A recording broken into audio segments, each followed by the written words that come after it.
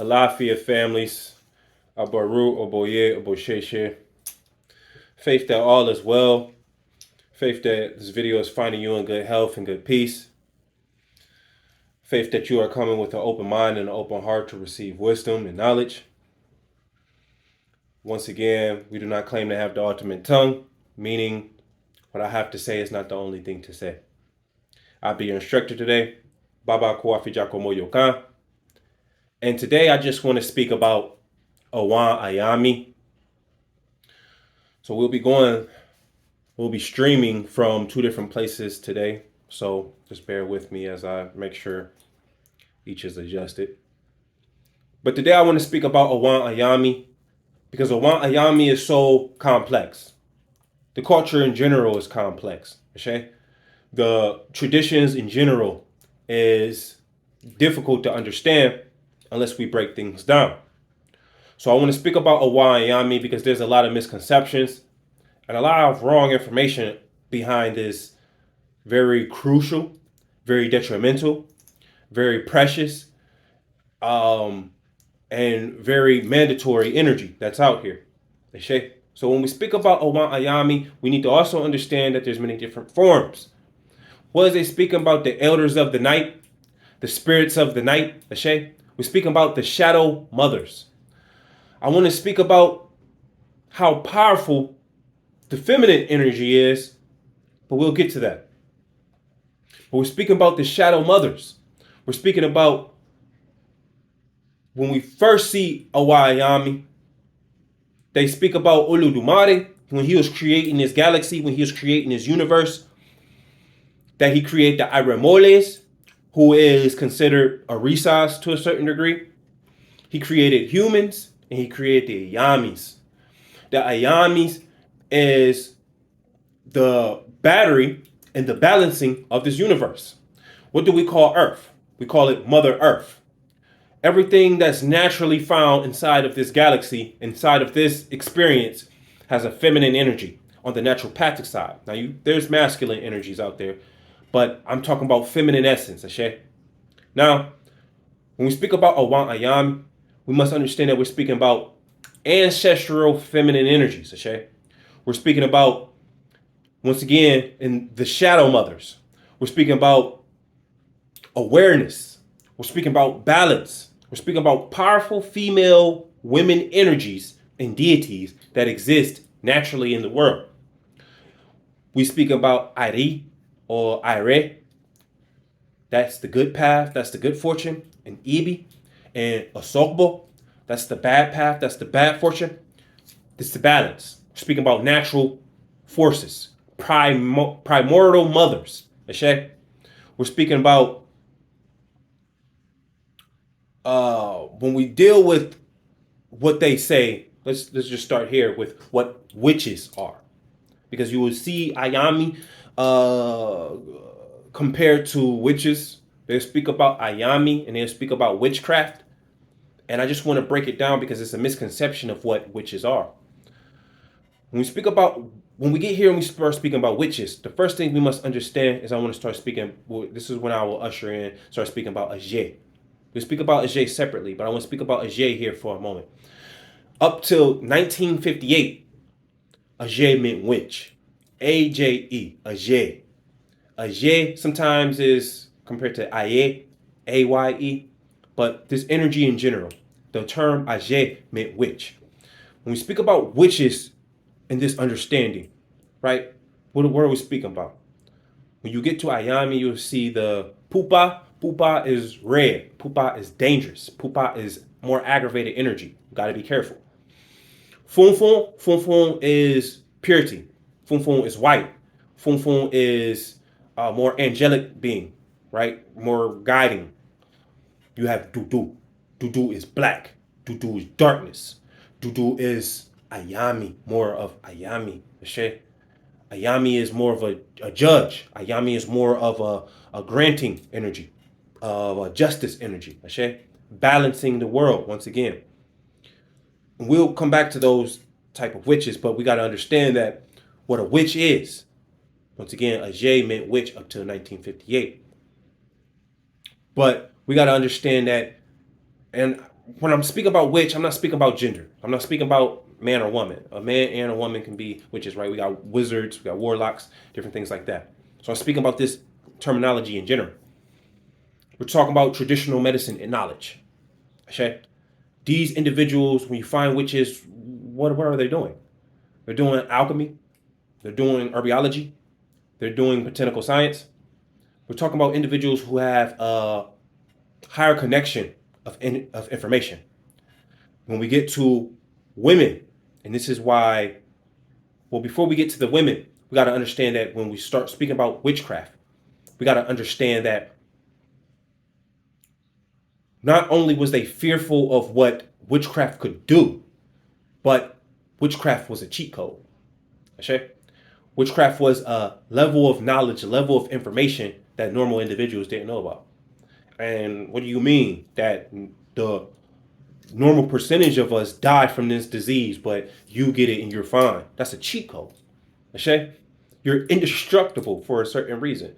And knowledge eventually, grew and grew and grew to what it is now. So things became less of cheat codes. But we got to understand that it was a traditional medicine or knowledge of medicine. Okay? When we get to the women, this is when things got a little bit more fearful because they try to captivate women. They try to, we already see it, we see them abusing women. And when we deal with Iyami will serve justice to people who abuse women naturally, but we'll get to that. When we start dealing with women, we see that women are more easy to get possessed during ceremonies and rituals. When you start understanding what possession is and what possession can do, then that's when you'll be really, really fearful of what possession truly is. And it's not some demonic thing, right? Once again, going back to what a cheat code is. So women are more easy to get possessed during our ceremonies and rituals, which we need. Women during prayers and chants, women's throat chakra is more activated. So for women, it is more easier to access and communicate with spirits and deities. When we deal with women, we got to understand that women are a staple in the DNA. And what else is a staple, or what else do we say is a staple of the DNA in the Ifa? We say Ajay, going back to Ajay, which we'll speak about more, but just to speak about here. Ajay energy, once again, is a staple in our DNA or for the DNA. We speak about feminine energy when we speak about Ajay. We speak about wealth. We speak about prosperity. We speak about abundance when we speak about Ajay. Remember, I said that Ajay was considered a term for witch, a term for these women who had a more prosperous energy. Why do we see women work so hard? The only thing women need is to be elected. Now we see them supervisors. Now we see them doing all of this. Why did men want to keep benefits from this species? Why did men want to keep power from this group of beings? And this is when we get to the terms of witch and witchcraft. Okay? These beings who could tap into the spiritual world more easier than we could. These beings who had a more divine essence, a more divine communication with ancestral around than we had. Okay? So we got to keep this in mind. And then when we get to Ajay, this is why we see Oyo has a face of Ajay. Yimoja has a face of Ajay. Oshun has a face of Ajay. Ayalodi has a face of Ajay. Right? So we got to keep this in mind. That when you deal with Iyami, when you deal with this energy, we find it spoken about in the Odu Ose Odora. Ose Odora is when Osun had birth Esu. So I'm bringing these up about how important it is to take your time with Iyami. Okay?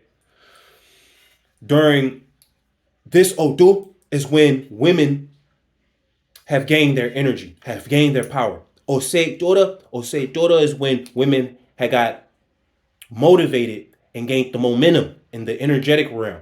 This is when women took their energy back. Okay? This is when women deemed that they were just as powerful or just as responsible to the naturopathic ways of the world. We got to remember that they speak about Iyami or the Ajay, they with the women with the markings under their eye. We speak about this when we start talking about the crown of Oba, okay? A royal essence, a royal deity who deemed that women or the recreation in the the essence of women will be more royal as Aleye, more royal as the birds. Ashe. And this is why birds are so majestic. We speak about owls with wisdom. We speak about eagles with that majestic prone energy behind it. Ashe. We speak about when we see birds, we see them working harder than any other animal. We see birds very smart with the nest up in the tree, which is dangerous, but this is the risk or the understanding of sacrifice that the feminine energy has of this world. They're going to keep that you got to climb up this tree. You got to risk falling out the tree to get my offspring, to get my the most valuable essence of myself. So we see the birds birthed from this. The representation, the birds are the representation of Iyami, of the women essence, Ashe. Now, we got to remember that why was humans fearful of this energy? Is because when we speak about Iyami and we see Iyami, fear is when humans birthed fear, is when humans first ran into fear, is dealing with Iyami, dealing with children dying. This is during the, what they speak about Ododu of the Aroka tree, Ashe. When we deal with this energy in general, we got to understand that there's many different types of this energy. We got to understand that Osoranga, Ashe, is one of the more traditional names of Iyami Osoranga. Ashe. When you see Oshoranga, this is when you get to like the Palo traditions and different things like that, but each and every one has a specific meanings. So Osoranga. When you deal with Osoranga, it's more traditional. Like I said, you're dealing with more of a moral and ethics principle of this. You're dealing with more of a majestic, powerful. This is when magic was created. This when with those magical powers was able to be cultivated. Ashe. You're dealing with more of a energy that is about knowledge of herbs. Once again, what is witchcraft? Ashe. The herbiology, the botanical science of things. This is why women has the connection that they have to the plants. Ashe. When you deal with Oshoranga is more of the energy that's powerful, the energy that can change the path, change the destiny. Fate must remain as a foundation, but this is the energy that is able to has the power that change the path or alter the path. We're dealing with the influence of destiny, right? So destiny wants, the Ori wants you to eventually get to where you need to go so you can walk in that destiny. This is the energy that fuels or moves or give the maneuverability to this. We're dealing with the outcome. Once again, once you understand what the Palo is, why the dark matters of Palo is welcomed, then you start understanding of Oshoranga. With Iyami Oshoranga. Alimi Omo, Iyami Alimi Omo, we're dealing with the nurturing side of women, right? The nurturing side of Iyami. This energy is more of a big mama. This energy, not exactly of a big mama, we would get to that point, but this is when the essence is born of protecting children, nurturing to children, catering to children. Iyami get a little weird because there is points and times up there where they speak about Iyami who feeds and lurks after children. And this is why it's so important to be careful. But when we deal with Alimi Omo is like a family guardian. This is a woman energy that protects the child. This is an energy that protects the children in the womb until they become into adulthood. Ashe. Agun Aju. Agun Aju Ayami is more of an energy going back to what we said, Mother Earth. Ashe. This energy is when you see streams, when you see rivers, and sometimes Oshun and Yimoja is compared with this, but once again, we don't claim to have the ultimate tongue. Really is when we see the volcano and there is specific deities, specific energies that's represented as the volcano, but this is when you see the volcano being birthed onto the earth. Once again, we're talking about earthly energy. Gun, Gan, Aju, Ashe. Igbe. Iyami Igbe is when you deal with the more spiritual realm. This is really when the godmother, the motherly presence is really focused at as far as the ancestral realm, the spiritual communication of things, the energies from the spiritual world. Is when the Igbe is present. We speak about the Igbe before, speaking about the spiritual community, the spiritual mates. This is when those energies and those spirits is present with the Iyami. Abiko, and it's in the name Aiku. When we speak about Aiku, we speak about death. Iyami Abiku is when we see child death and we see child dying at an early age and different things like that. This energy will keep sickness from children, keep illness from children, keep harm from children, as far as abuse and physical abuse and mental abuse and spiritual abuse. This is when you see the energy of, once again, children dying early, and it's trying to protect from that energy. But once again, this is when things get complex because we have certain ayamis that they speak about that feeds on children. So once again, this is why it's very important. This is why we say that initiation is important, and that's what I want to come to as far as the conversation, because once again, we don't claim to have the ultimate tongue, but there's a lot of conversations going on out there. Every tradition, every temple does things differently, true. But as far as traditionally, as far as what Baba tell me, as far as what the elders say back home in Yoruba land, there's no initiation for Ayami. People should not be initiating into Ayami. That's tisk, right? Like, that's dangerous. You shouldn't be doing this. This is a very complex deity. This is not a Risa. This is not an ancestor. This is not Igungo. This is not Igbe. This is a more diverse energy, I should say. Yes, there is ways to give offerings to this energy, but to initiate it to it is a no-go. You should not initiate into Ayami, but you can give offerings. You have a J, a JG. This offering, you get bananas, you get eggs, not the egg whites, just the egg yolks. You give rice, you give different meats, different livers, and specifically the intestines from a four-legged animal. Has to be a four-legged animal. You give different things. There are a couple of different plants goes into it, and just for secrecy matters, I won't tell everything. But a couple, different plants, like always alive plant, goes into here. And once again, there's a lot of different conversations. So some people say that you should, and some people say you shouldn't take it to a three-split tree. Some people say that you should take it to a three-split tree. Certain people say that you should put it on top of a roof, and you're looking for a horrid smell from it. You're looking from a bad smell from this concoction, okay? And once you get that, you should,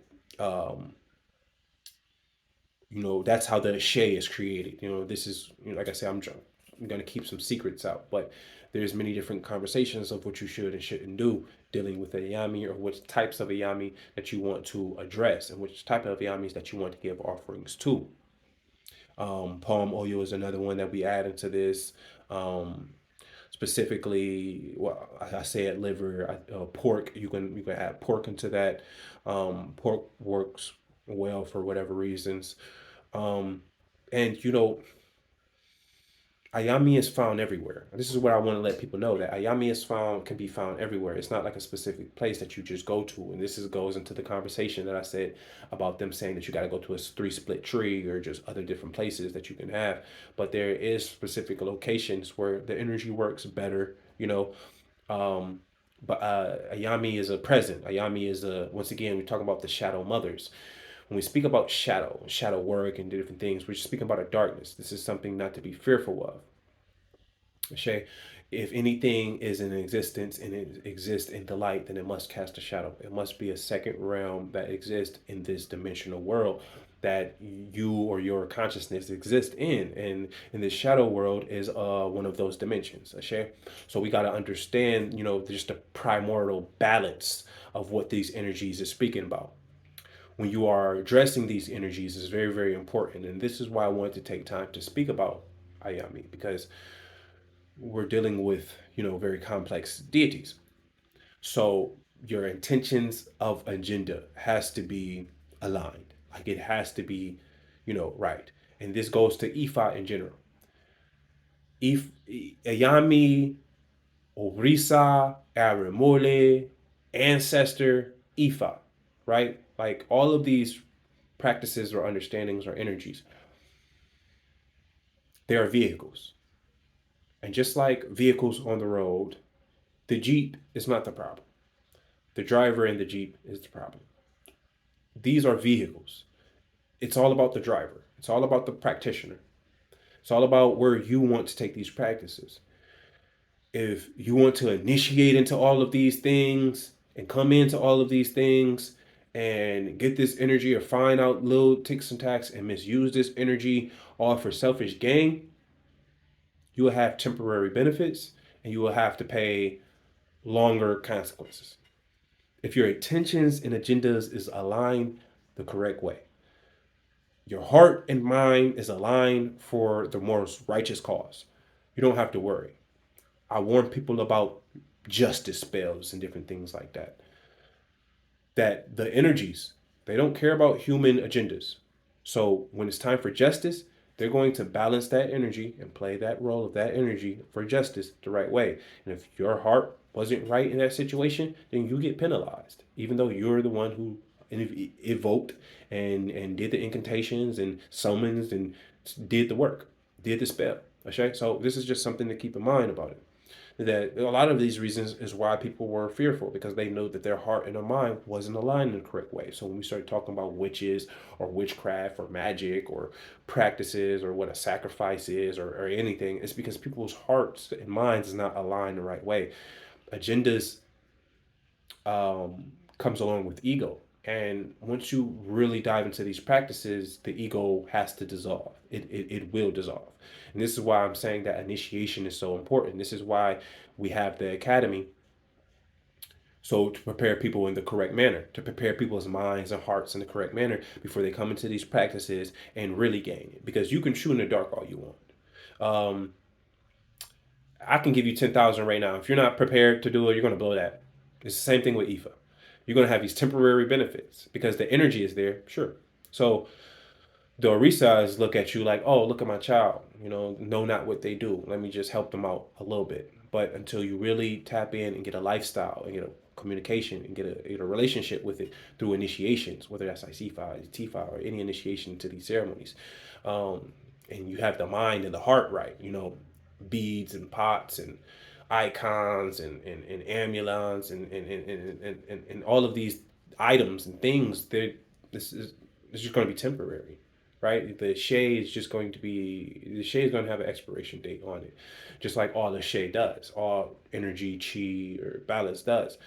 And if you just taking and taking and taking, it's just like a battery. It's like a battery on a phone, a shade. Like you're just gonna keep sucking the energy from this source until you can't use it anymore, and then you're gonna have to, start from scratch again. So this is something that's very important, and Iyami teaches us that. Like Iyami teaches to be careful, right? Iyami teaches us to worry about balance, to worry about patience, to worry about taking your time with the knowledge. In its primal essence, teach us about the species, the energy of women, the power, the understanding of women, the most godlike essence species that can be found in this world. If it's not broken, if it's not taken, it's not tainted, if it's not, destroyed, the women essence, the women energy will be the most godlike energy that we will ever see other than children. Okay? When we find Iyami in Nigeria, when we find it in Yoruba land, when we find it back home in the motherland, the Iyami is even a tribe. It's a cult. It's a village, right? And this tribe is ran by all women. The men are called Oshos, and this goes back to Oshoranga, right? We said that Oshoranga, it was the power. Oshoranga was the force, right? This is when you get the masculine energy present. And in this tribe back home, they have dived into the essence of that principle. And this is why the men are called Oshos, the second in charge, with powers, the backbone, the behind me, right? The foundation in the base, but not the head. The women was the head. The women was the controllers. The women was the leaders of this tribe and this village who had the primordial say so, who had the primordial connections. So they would get the connections and the notes and the teachings from the ancestral realm, and then they would say how the village would go, and then the men would put the work in. Okay, this was a village. This was a tribe of people, Iyami tribe, who understood the key principle of what this balance was, what the shadow world was trying to teach us. Okay, so power is ultimate. Families, faith that you have written something down in your notes, that something retained with you, something was of wisdom, of knowledge for you. Faith that you have found this video in good peace and good health. We will speak about a J coming up soon, so just bear with us in the information. It's a lot of information. We need to take our time with just the grouping. So once again, this is why the academy here, so we can walk through the information and prepare you and teach you about things that we need to further teach you about, like these traditional guardians like Awon, Iyami. So Abaru, Oboye, Obosheshe. Power is ultimate. Families, everybody stay protected. Everybody stay healthy out there. Ashe, Baku.